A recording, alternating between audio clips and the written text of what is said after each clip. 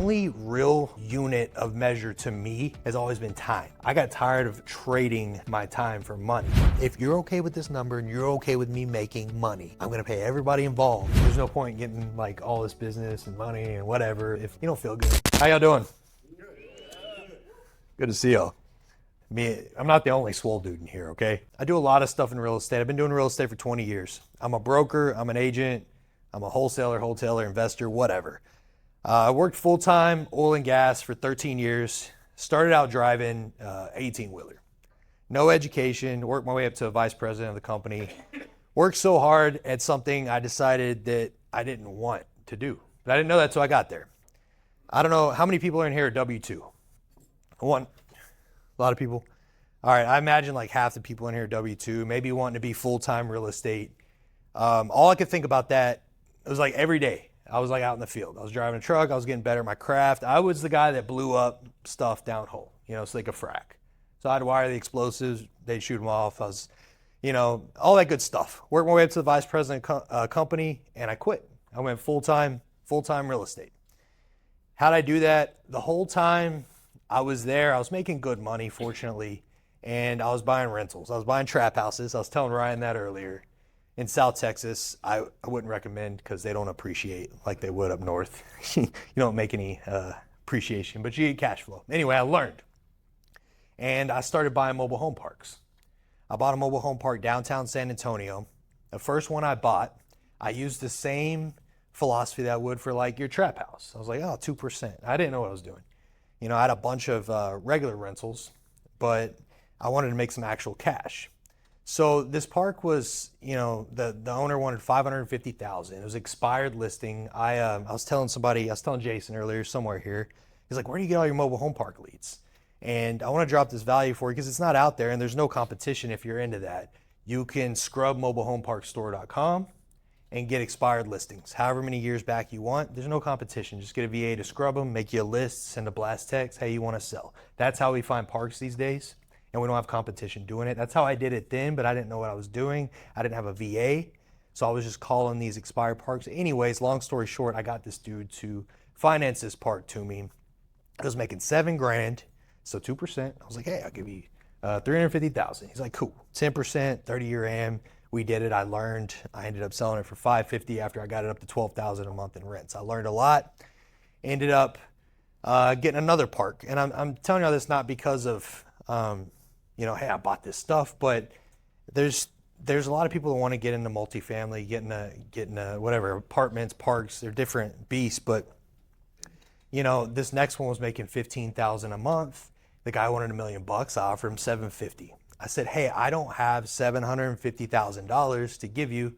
And he said, cool, let's do a lease option. I didn't know what a lease option was. And, it was where I leased the park for $8,000 a month. And half of that would go to my down payment when I bought it. I learned all this doing that, and now that park's NOI today is $160,000, and I owe $750,000 on it, right? So like I just started doing those, and we're buying a park in Amarillo. Evan actually brought to me for $5.5 million, and it's a $400 lot rent on all of them. It's 140 spots, and just because I knew what I was looking at, tenant-owned. Like, here's the thing about parks. Is knowing what I know now, tenant-owned, city sewer, city water, 10 cap, that's what I'm looking for. And any fund out there will give you money for it. I texted a buddy that has a big fund, and they're like, yeah, we'll buy it. You could have 50%. No money out of my pocket. $5.5 million park, just because I know what I'm looking at. And now you do too, because they're all tenant-owned. It's a 10 cap. And when I evaluate these parks, I always evaluate them on 50% expense ratio, even if they're tenant-owned, even though they're usually like 20 or 30% if they're tenant-owned. Does that make sense? So let me give you a quick breakdown if you're looking at a park, not to nerd out too much, but if the income's $120,000 a year, divide that by 2, ask for the rent roll. Don't ask for the financials and all that crap, they're all cooked. All right, ask for the rent roll, and multiply by 12, divided by 2, divided by your cap rate. That's it. That'll get you a good starting point, whether you should look into it or not. And that's what we do. And now, we're going to buy a bunch more parks. That fund, once if y'all get parks that are 100 plus units, I want to make some money, I've got to buy a bunch more of those now. So that's the kind of business I'm in now. And the reason I brought up the W-2 thing real quick is I had a note here, and this was super important to me, is the only real unit of measure to me has always been time, right? Like we can make money. Everybody in here can make money. But, you know, I don't know when it clicked, but I got tired of trading my time for money. And that's kind of what active income is. And we have to have active income. It makes the world go round.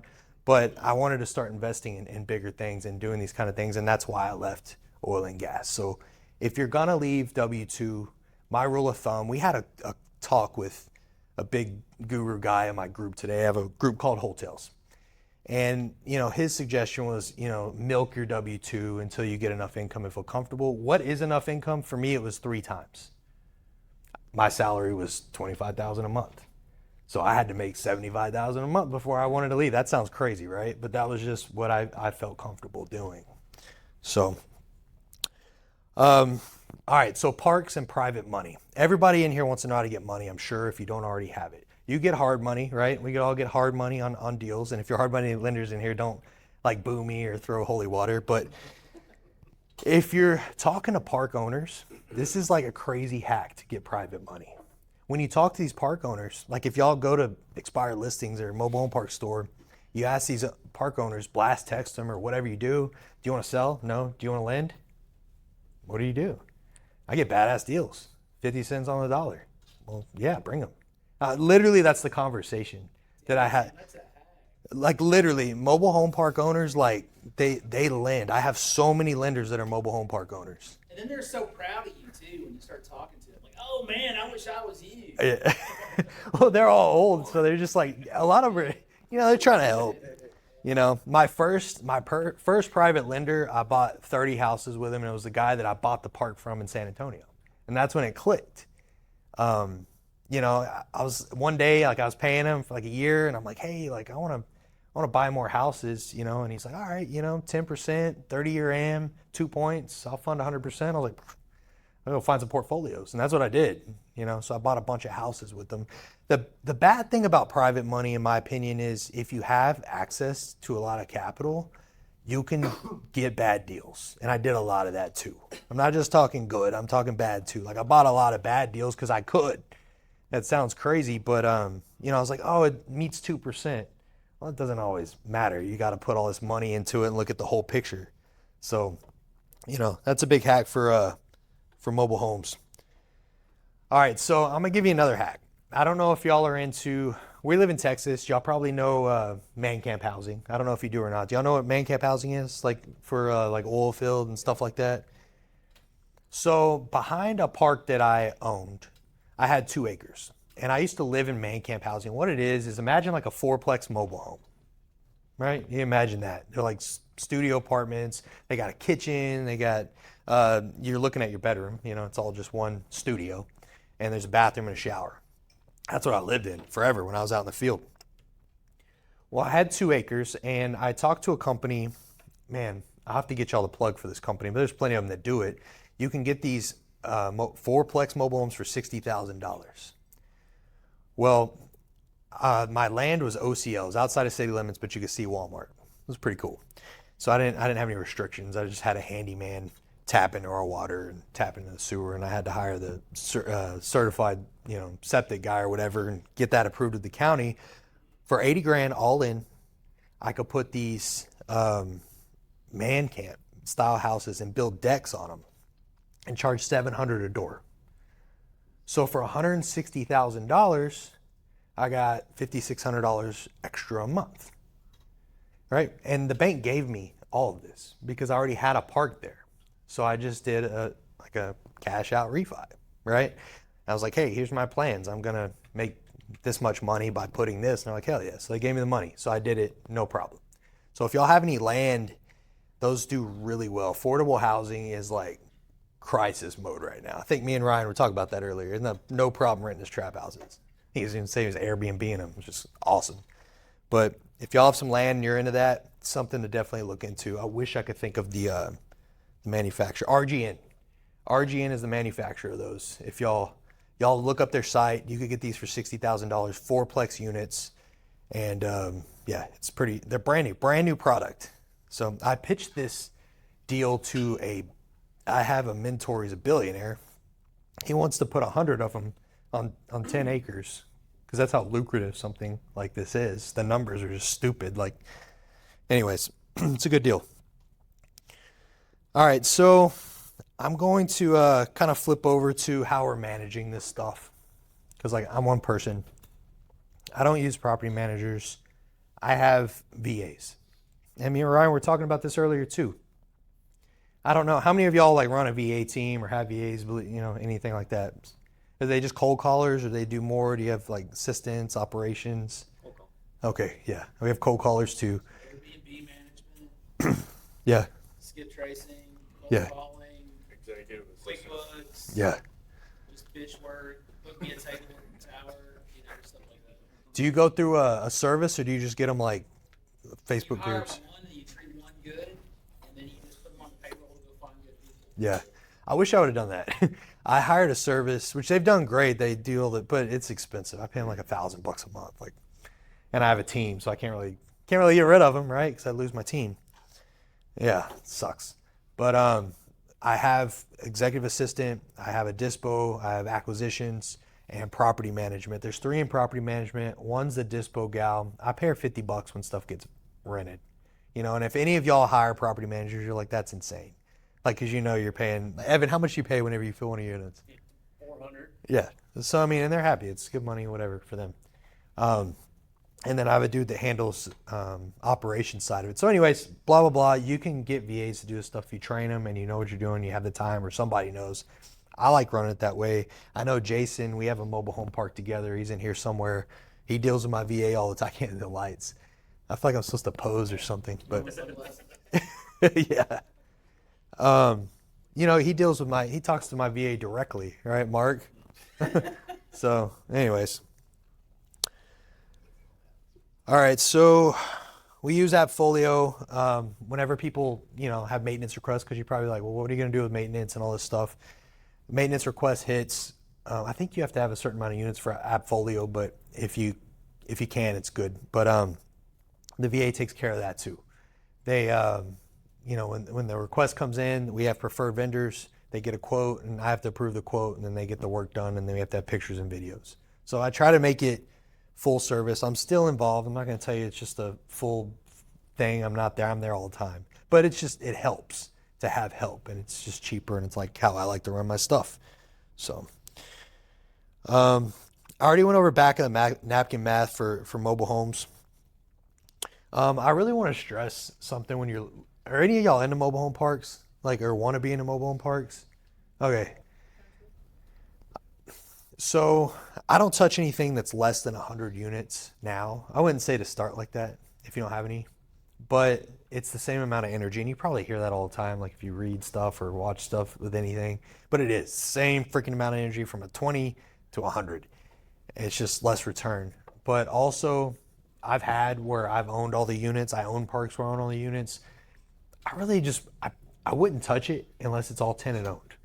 Just personally telling you, just saving you a lot of headache. Tenant owned, city water, septic's okay, but city water, city sewer, tenant owned, it's going to be your most value, bang for your buck. You'll be able to sell it to anybody. So I just kind of want to throw that out there. It might save some people a bit of heartache when you're looking for these deals. Are you using PropStream to pull your lists for mobiles? No. So for parks or like mobile homes. Both. Okay, so it's different. I do different. So mobilehomeparkstore.com is my main source of leads. Oh, yes. So, yeah, let me specify. Yes, parks. I'm not talking about individual. Yeah, because we do mobile homes too. My main source of leads for mobile home parks is mobilehomeparkstore.com. Now, if you go on there, you go cross-eyed because there's tons of listings, and we go nationwide. So you can have a VA scrape it though, like make a call list, right? And however you run your business, you got caller, you're in the business. But I like to personally, it's a more sophisticated conversation. So I like for them to blast a general message. Like, do you still have a park you'd like to sell? And then you'll get the screw offs, right? But then you'll get yes, or which one? It's like, okay, cool. Those are the ones that I call. And it's a lucrative, very lucrative bit. You could get money in a heartbeat. Like, don't worry. Like, don't think about the money on these things. The funds are crazy for parks right now, and that's why I wanted to talk about it. Because if you're into them, it's a class that isn't sexy for some people, and it is for some. You know? I have a question. Yeah. So you keep talking about parks. So there's a difference between mobile home parks and mobile home community. Okay. Which one are you talking about? Parks. The parks. Yeah, I'm not talking about your bougie HOA, got the pool and the, tennis court. I don't have any of those. That was going to be my question. Yeah, I'm not opposed. I just haven't ran across any that the numbers work for me. I know Brandon Turner. Like they get communities and parks with bigger bigger pockets, whatever, and they do the 100+ city sewer, city water. But it's the same formula, like same exact thing. They have the fund and they do that. There's funds out there. Like they will, if you find one, they will give you. They will beg you for it, and you can have 50% of it, unless you don't ask for it. I was going to ask because they're talking about putting a luxury one in between Hazel and Decatur. Yeah. And I asked the person there, I said, well, describe to me what luxury is. Yeah, the community. But I mean, it's just cap rates. If there's another community around there and whatever cap rate, they're probably at 8. I would imagine. I don't know that, but I'm just throwing it. I could be wrong. I couldn't see it anymore. But, find out what they trade at, and get it at that. And you can get the money all day. Those are kind of like legacy assets too, in my opinion, if you get something like that. So I don't know. I started out in like the hood, I was downtown San Antonio, but I mean, I'm glad I did. I figured a lot of stuff out. Does that kind of answer your question on that? Anybody else have any questions on parks while we're here? I had one question. Yeah. What was that formula that you had? You said NOI divided by 2 and then... Yeah. So don't get their NOI. I've never seen it right. I've never seen them not cook their book ever once. Like never. I say, what's your rent roll? Gotcha. Get the rent roll. And like a lot of them be like, we don't have, but like, okay, how much are they rented for a month? Well, I don't have to, dude, it's like, how much do you get a month per unit and how many are rented? Get that number and then multiply it by 12 and divide it by a 50% expense ratio. They're going to fight you on that. It's like, but you're safe, right? Like they're probably not over 50, hopefully. So, and then you'll know if it's something worth pursuing or looking at. So you don't waste your time. You're going to come across, I mean, we all get deals all day, like all wholesale, all this, like what the hell do I even look at? That's how I evaluate it real quick. So, yeah. Anybody else with parks while I'm here? Cool. Sorry, it's bright. When you say tenant owned, is that they own the house, the mobile home, and you own the land? Yeah. Yeah, that way, because if you own the lot and say you have 100, or the home and say you have 100 of them, right? And then like stuff's going out in them, Yeah. it just sucks. Liability too. It's like if they own it, you don't have to do anything. I mean, a way around that, like me and Jason were talking earlier, we're in a big ass value add right now. It's like we got it for 1.6 and it's a $5.5 million park, but it is bad. Like I've never spent so much time on a project. Like I don't know if I would have done it, if I would have known, but we don't know what we don't know.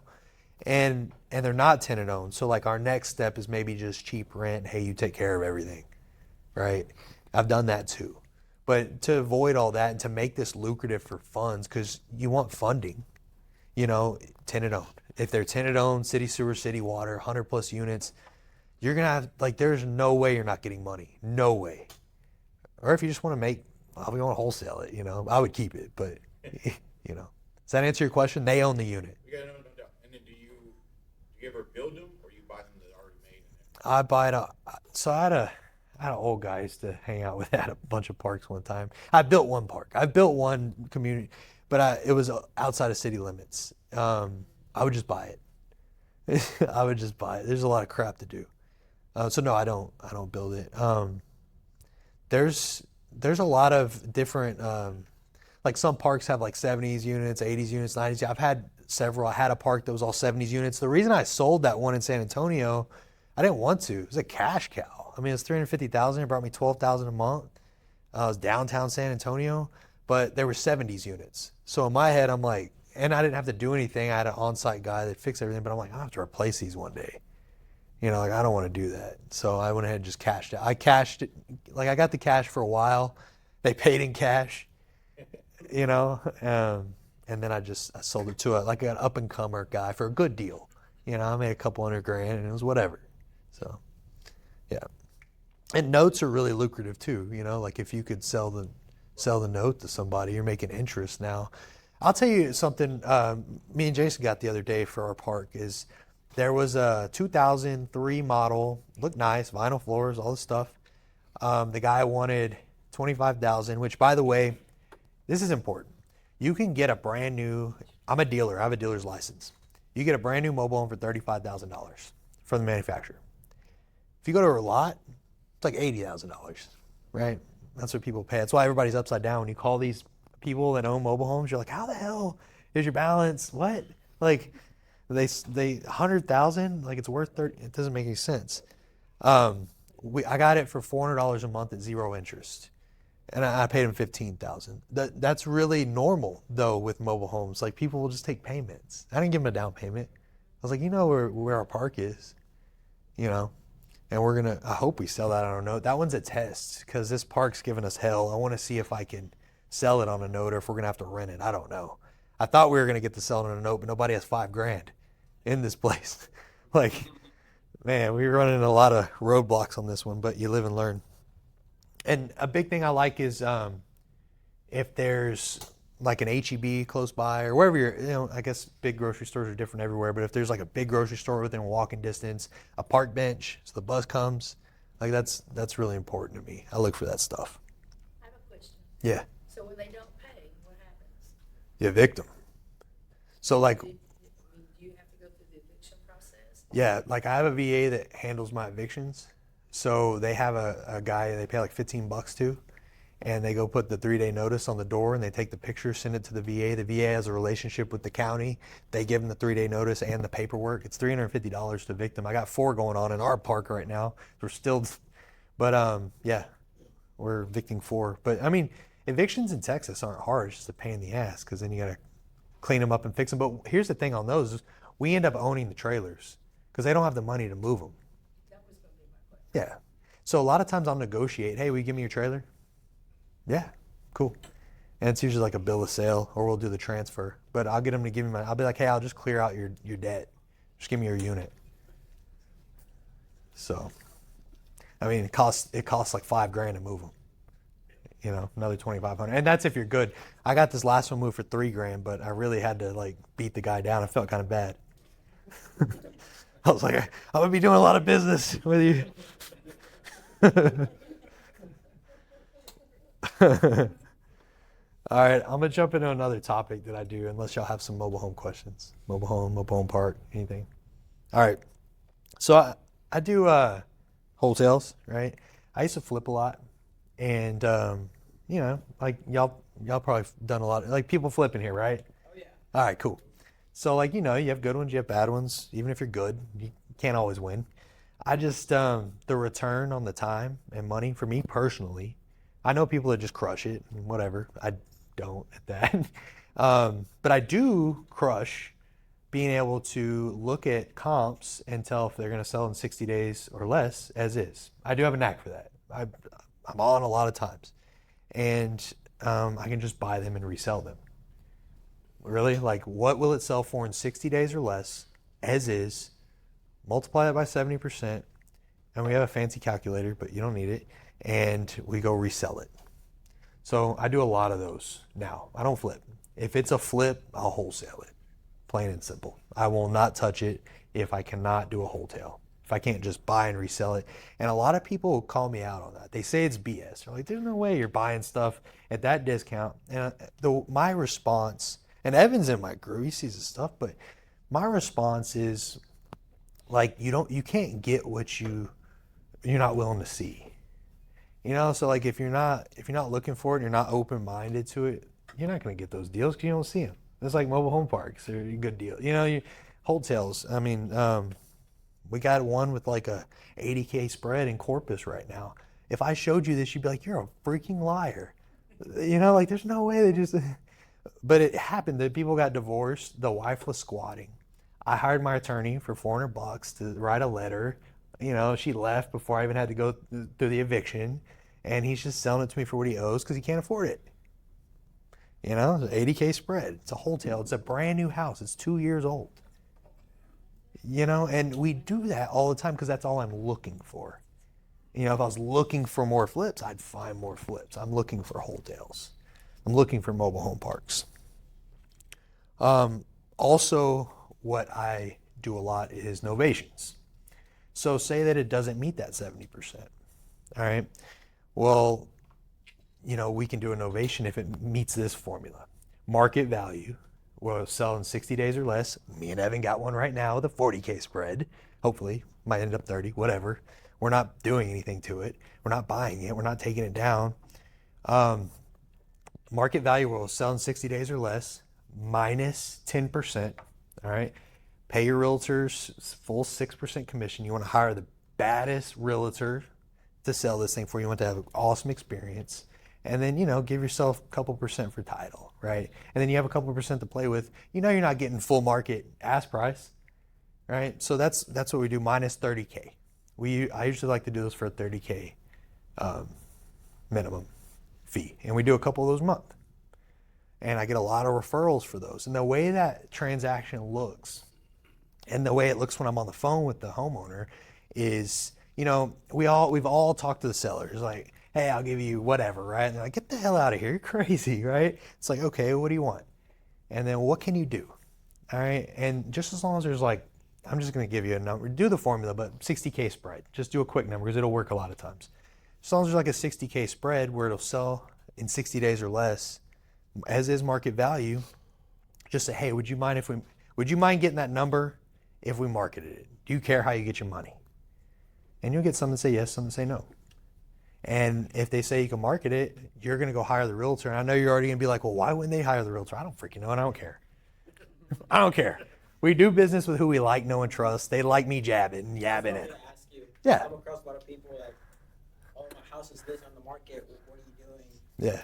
Because obviously we give them a price. Yeah. And they sell down the last for a little bit more. Yeah. I was gonna ask you, how do you pitch them? I don't pitch novations if they're already listed because I am licensed and it's like code ethics thing. It's like I'm going after their listing and it's like, and I don't want to do that anyway. They've already got it locked up, but I will educate them. If I'm on the phone, I always educate them. I'm like, hey, I don't know everything. You call me out. You tell me dumb. I don't get anything out of this. Your home's already listed, but did you know there's like 3 comps that are 50K less? Like, what the hell are you thinking? You know, you're like, oh, and I'm like, okay. You know, I don't get anything out of that, but I feel like maybe I can provide some value. Yeah. And then I'll get I come referrals. across where the sellers are like, I don't want to deal with the realtor. Mhm. I don't want to, pay the realtor commissions. Yeah. Because we do novations as well. But Yeah. sometimes when we put on the MLS, they call us like, hey, I thought you were gonna buy it. So you got it. This is my biggest thing with these. Like, it has to be super clear. Like, I mean, stress it. Like, you understand we're marketing this. Because I get it. They're excited. They're like, we're getting our number. And you're like, hell yeah, lock it up. Right? But it's like, be super clear, super transparent. And like, hey, I'm going to hire the agent. You feel like I know what I'm doing. I just explained all the comps. I'm going to go interview agents, unless you want to deal with all that. And I'm going to find the best one, and I'm going to deal with all the stuff. You're not going to, all these wholesalers been reaching out to you. I'm going to see through it because I wholesale too. I'm going to deal with all of it. If you're okay with this number and you're okay with me making money, I'm going to pay everybody involved, and you want to net that number, I'll give it hell. I don't promise them that number. That's another thing I see people doing is they're like, I'm going to get you that number. It's like, no, because you don't know. You don't know, right? You might get a lower offer and you got to beat them down. It's like, hey, look, we're going to give it hell. And you're probably like, dude, that's a hard pitch. It's not if you gain their trust and their like. Just like I'm talking to you, like, as long as you gain their like, know, and trust and they want to do business, the biggest factor, in my opinion, is the motivation. Are they motivated? Yes. Do I have that spread? Yes. What's holding you back? Right? I go, why haven't you hired your realtor then? I don't want to deal with it. Cool. That's why I'm here. Why do you pay somebody to clean your house? I don't want to do it. I'm providing a service. I get a lot of pushback on this. I've got some pushback from attorneys, right? They're like, and I'm like, but I have attorneys that are cool, but I'm super transparent. I've never got into it with an attorney with them saying I'm not transparent. There's like, why wouldn't they hire a realtor? I'm like, well, your ass is doing tax deals. Why don't you just use the title company? You know what I mean? Like you're getting deed signed. Why didn't you use it? It's the same. I mean, we're just providing a service. Like my deal is if I can provide the value, I want to get paid. And I'll tell them how much I want. I'll be like, hey, I factor the 30K fee in. So transparency is your biggest friend because that'll come and bite your ass too. Also on a novation, there's a document that we use that indemnifies us and discloses. I use it when the offer comes in. I don't sign the buyer's offer. The buyer's offer. So we lock it up. Our contract says that we're probably going to novate it or sign it. It discloses that. We tell them. We get the attorney in fact signed. The listing agreement we sign, it says seller, by attorney in fact, or whatever, by us. And then when we get the offer that comes in, we don't sign that offer. We send the disclosure, hey, we agreed on this amount, and we go over it with them. We agreed on this amount. We marketed to this party. We marked it up. You're about to get a higher offer. You're still cool with that, right? Like, yeah, dude, like we're getting this amount. Yeah, cool. Like exactly what we talked about. I have them sign that, and then we just skip along the way. I've never had an issue with that. Have you had an issue with that? I think because I guess just training the sales rep. Yeah. I guess they don't pitch it right to the point where they see it on Zillow. Yeah. Like, hey, like I thought it's listed for 20K more. Yeah. Or 30K, and they still go through it, but Yeah. times where it looks bad on us. So I think it's just like a training. I'm gonna be honest. When we were doing, I think Charles calls them equity listings. Like say that your wholesale. Equity protection plan, whatever. No, I've heard that's funny. God, I don't know whose that is. What the hell? I heard that the other day. I was like, what? The hell? That's crazy. Dude, I'm just straight shooter as could be. Like, really, I'm telling you exactly. I don't have any but I can tell you when I started doing not novations, I never had an issue with that because all the paperwork and disclosures, and it's like we had no choice. But so say a wholesale wasn't going our way, we couldn't find a buyer. I was like, dude, why don't we list these on the MLS? And I wouldn't have the right conversation. I would get the document signed and we would do it kind of early on, and then the homeowner would be like, why the hell? And I'd be like, ugh. So then I kind of learned to just overly disclose. I want them to like question me at this point. So just like on our deal, when we get an offer, we're having them sign it. He's JVing me on it. That way he can learn the deal and do it right. And Charles, I didn't even see you there. I was looking for you a minute ago. Yeah. All right. I'm running out of time, but I think I got 10 minutes, right? All right. So here's another thing. Tracking KPIs. And I don't want to go into boring crap, but like if you're wholesaling, and it took us a long time to figure this out because I'm an acquisitions guy. I feel like I close anybody, right? And it's not the case. It's just numbers game like anything. But the amount we're spending and the return we're getting over what return over time. Like are we spending 10 grand to make 50 grand, but it took us a year or whatever, right?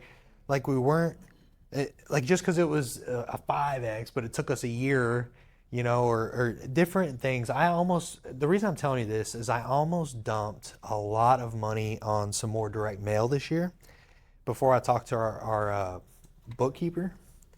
And I was like, hey, pull me a list of how we're doing on stuff. Mail was the last one, and that was where I was going to dump our marketing budget. I was like, mail crushes. And it was like 3x over a year. Like it just didn't make sense to put the money there. I think it was our best return was actually speed to lead in the last quarter. That coupon club, we did good on it.